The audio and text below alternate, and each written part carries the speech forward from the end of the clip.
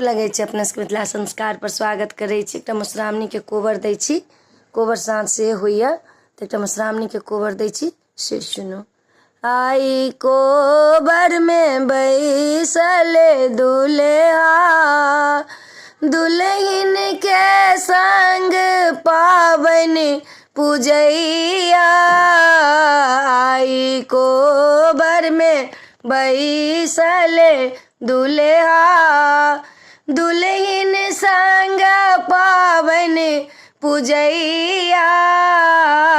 एता खटिया ओछाओले लाले पटिया पर दुल्हा बैसले।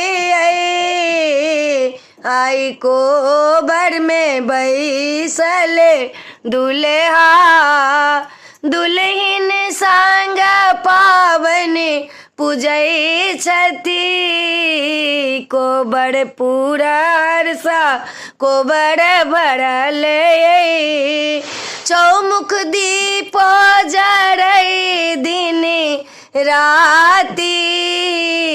आई कोबर में बैसले दुल्हा दुल्हन संग पावन पूजैया। आही पने पारल कोबर में मानी का पातो ओछलिए।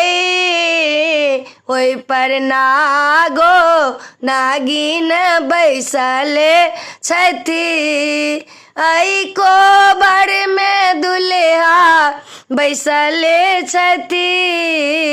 आई कोबर में बैसले दुल्हा दुल्हन के संग पूजै छथि।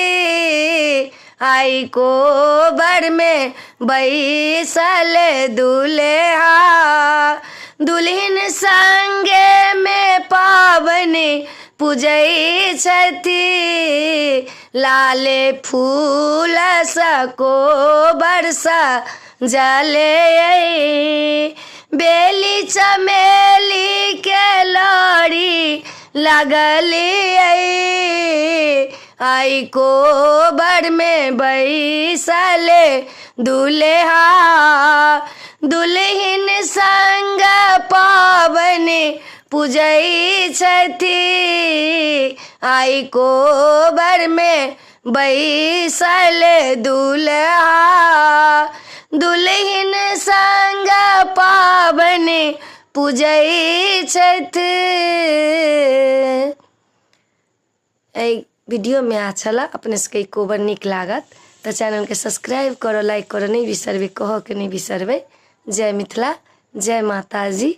हमरा जरूर कहू, बिसरू नहीं बिसरबे यो, कनी कहू न किछ किछ तो हमरो निक लगैया नहीं।